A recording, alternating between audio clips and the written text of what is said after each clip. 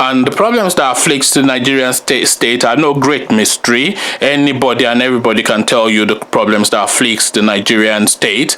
And the number one problem that afflicts the Nigerian state is bad leadership. I think Nigeria has only really had maybe like 50% leadership on 3 instances, making like a 1.5 instance. Let me explain what I mean. Hello and welcome. Now, before we start, just to let you know, this video might well turn out to be a 2-part video because it could well turn out to be a fairly lengthy video, and I might well decide to cut it into 2 parts. But if I do decide to cut it into 2 parts, I shall upload both parts immediately, so you can just go watch part 2 after you finished watching this part. But it could well be 1 video, but it could well be 2 videos, so just to forewarn you. So now this video is going to be about why I think Sowore should be the next Nigerian president. So yes, here we go. I would like to see Omoyele Sowore as the next president of Nigeria, and I shall tell you why. But before I tell you why Omoyele Sowore should be the next president of Nigeria, I shall quickly run through a list of some of the front runners and explain why I am discounting them. So let's start. Let's start off with Buhari, which is the natural first port of call. So we start off with Buhari. I have never been a fan of Buhari. I remember his first coming as a military head of state. Those were truly draconian times for the Nigerian state.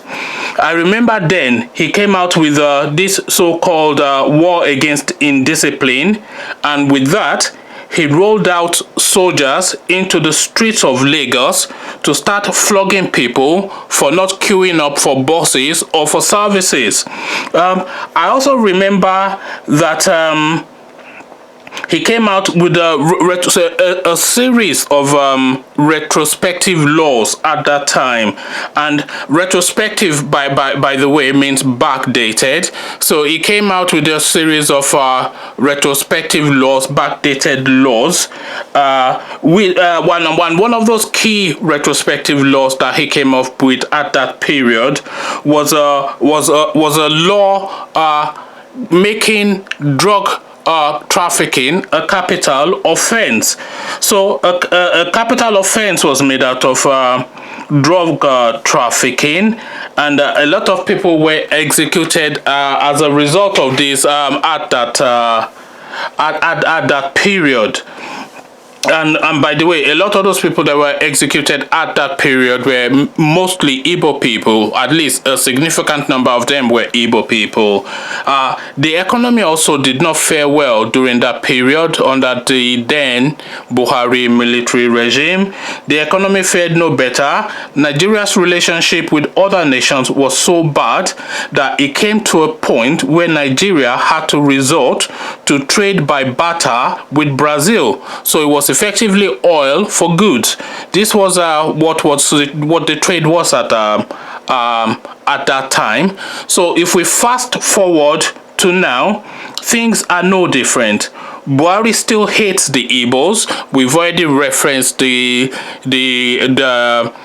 capital offense for drug killing, which swept up really a large number of Igbo people. So Buhari still hates Igbo people. I'm not Igbo, by the way. Just so you are clear on that, I am Yoruba. Not that that should matter, but anyway, he still hates Igbo people, and the Nigerian economy, of course, is no better under this new presentation of Buhari. In fact, the Nigerian economy is on the cusp of collapse, the worst it has ever been, and this really some of the key reasons why I'm not keen on Buhari. The Kadira Ahmed interview that Buhari recently did, where he was supported by Femi Yemirada Oshibanjo. Anybody who watched the Kadira Ahmed interview would quickly have seen a tired, frail, elderly old man who no longer had full possession of himself. So the presenter, that was Kadira, had to speak to him very slowly, so she had to slow down her speech to Buhari in a way that you would speak to an elderly person who was no longer fully there. The vice president tried his best to protect Buhari, jumping in to answer as many questions as he could, but when Kadira did manage to pin Buhari down, he appeared alarmed, confused, panicked, and not at all sure what was being asked or expected of him. Kadira tried her best to make things easy for President Buhari. She spoke slowly. She repeated most questions at least 3 times, but still there was no hope. Buhari just sat there looking vacant. It was really sad to see. So for me, Buhari really is a non-starter. So next we go on to Atiku. Now, in contrast to Buhari, I have always liked Atiku. I, for one, have never been taken by all this noise of corruption. There is no Nigerian politician, dead or alive, who is not corrupt. When you compare Atiku with people like Buhari himself, who had charges of like billions of dollars of corruption charges dating back to the 80s. When you compare him with people like Tinubu, who has been looting Lagos State since the 90s. When you compare him to people like Rotimi Amechi, who bled Rivers State dry, you compare him to the likes of Babangida, Abacha, Obasanjo himself, etc. If you compare Abubakar Atiku with some of these people, then you would think of him as virtually a saint. My problem with Atiku, though, is his age. Atiku is a man in his 70s now, and it's time now, and the time is well ripe for Nigeria to have a generational shift. And yes, one of my problems with Atiku, in spite of all that I've said, are the corruption charges too. I think that Atiku made a mistake when he said recently at a business gathering that he was going to enrich his friends if he became president. Now, I don't know if he was playing some sort of 3-dimensional chess with that statement, but it set alarm bells ringing in a lot of minds, including mine. And for those reasons, I am putting Abubakar Atiku on the substitute bench. Okay, so I am going to run through the some of the newer candidates. I'll rattle through them, and then we'll arrive at Sowore. So for the newer candidate, we'll start off with Fela Durotoye. Now, personally, I cannot bear that guy called Fela Durotoye. I cannot bear the fella. He irritates me no end with his fakeness. You hear him speak and you would think and wonder if you were listening to some black preacher from Alabama or something, some Pentecostal preacher from Alabama or something, with his fake nonsense. The son of somebody can become the form of a nobody, can become of a somebody, and all these ridiculous things that he does is just a non-starter. For me, Fela Durotoye is doing nothing more than building his profile so that he builds sufficient enough of a profile to cash in after the elections has taken place.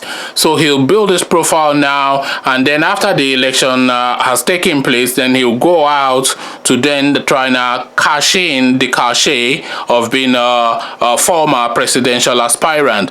He's aspiring to nothing. He has no real take on being president of Nigeria. He doesn't even have any take on being the president of his local community. All he's doing is milking the publicity, and then cashing it in later once the elections has taken place. So Fela Durotoye for me, an absolute non-starter. Obi Ezekwele has, on the other hand, we go on to her. Obi Ezekwele has the advantage of being too intellectual and the disadvantage of being a female. So she has the disadvantage of being too intellectual and the disadvantage of being female. Now, don't get me wrong, I don't think being female is a disadvantage, but because I know the Nigerian landscape is very male-centric, being a female candidate definitely places Obi Ezekwele at some sort of disadvantage within the Nigerian political space. There's absolutely no getting away from that. So we go on to Kingsley Moghalu. Now, Kingsley Moghalu is my personal favorite. If you ask me to pick somebody and place them in the Aso Road seat, rather, that person will be Kingsley. For me, he's the most qualified, but like Obi, sadly, he's just far too intellectual for the he's far too intellectual for the Nigerian landscape. And so we come on to Omoyele Sowore. Now, Omoyele Sowore captures the zeitgeist of the moment. He captures the zeitgeist of the moment, that is the spirit of the moment. Omoyele Sowore is the man for the here and now. Is the man for the right now. In every Sowore interview that I have heard, he has been able to break down and prefer solutions to the many problems that dogs our country, and I have often found myself agreeing with most of what he has to say. So in most interviews that Omoyele Sowore has done, and he has done a vast amount of interviews, he has preferred solutions. He has identified the problems with the Nigerian state, and a lot of the problems that he has identified that afflicts the Nigerian state are the problem that I have also, and a lot of people, and virtually everybody has identified as the problems that afflicts the Nigerian state. And the problems that afflicts the Nigerian state are no great mystery. Anybody and everybody can tell you the problems that afflicts the Nigerian state. And the number one problem that afflicts the Nigerian state is bad leadership. I think Nigeria has only really had maybe like 50% leadership on 3 instances, making like a 1.5 instance. Let me explain what I mean. We had a bit of a good leadership under Muritala Mohammed. We had a bit of a good leadership under Obasanjo, especially during his civilian regime. He did a lot of good things, but he did a lot of bad things, which some people feel overrides a lot of the good things that he did. And we had a bit of a good leadership under the Babangida regime. He finished the third mainland bridge. He moved the country to Abuja. He put some structures in place. But now the problems that Nigeria is having is directly traceable to the Buhari, the Babangida corruption. So his slate has completely been darkened. Any good thing that has ever been done has completely been wiped out by the way that he bastardized that country. We had a bit of a good leadership with Goodluck Jonathan as well, but he was too weak and he had no constituency. He came from poverty. He had no real family name. He doesn't have a military constituency. He doesn't come from a big ethnic group. He's too intellectual and he's too civilized, you know. So really he didn't have the formings of what the Nigerian state requires, because Nigeria really, they prefer a strong man in charge. And Goodluck Jonathan was trying to run the country like a civilized person, and Nigeria is not a civilized state. So really there was a dichotomy there somehow. But he did do a few good things, and a few of those good things that he did do are things that this Buhari regime are now completing rather reluctantly. So we had a bit, but by and large, for all of the times that Nigeria has been a state and for all of the resources that Nigeria has enjoyed through that period, the problem that has led us to this point is a problem of leadership. So Omoyele Sowore being able to identify the problems with Nigeria is no great leap of genius on his part. It's there for everybody to see, but he's able to identify them and is able to prefer solutions for them. Now, whilst a few of the newer candidates can also articulate solutions to the Nigerian problems, Sowore comes across as having the toughness and the ruggedness to see it through. And if you take a look around the world, you would see that the movement is towards a Sowore type character. You only have to look to places like Canada, Ethiopia, and everybody mentions France, etc., to see what direction the world is going. But really, bringing it back home, Omoyele Sowore captures the spirit of the moment, as we said earlier. The problems that